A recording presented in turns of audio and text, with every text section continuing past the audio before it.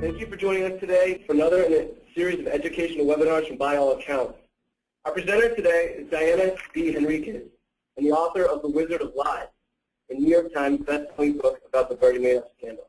Moderating this webinar will be Cynthia Stevens, Vice President of Marketing, ByAllAccounts. Thanks very much, Gary.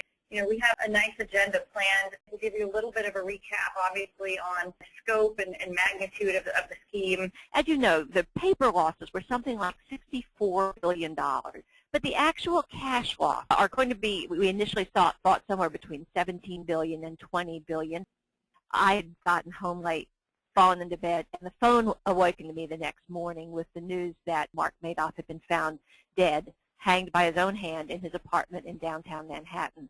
She'll talk a little bit about some of the challenges and kind of her reflections and research and what they've shown on some of the regulatory issues and obviously trust.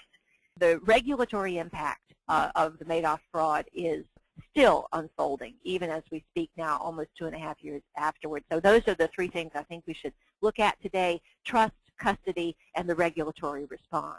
Let's spend a few minutes on what advisors can do in more of a client-facing way to distinguish themselves.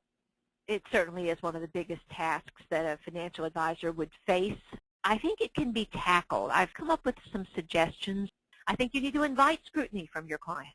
Madoff never did. He absolutely resisted it. He said, you've got too many questions, take your money away. I don't want to deal with you. How do you think that this will shape potentially any upcoming fraud in the future?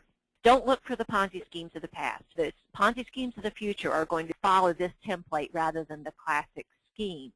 And it's important that they understand that.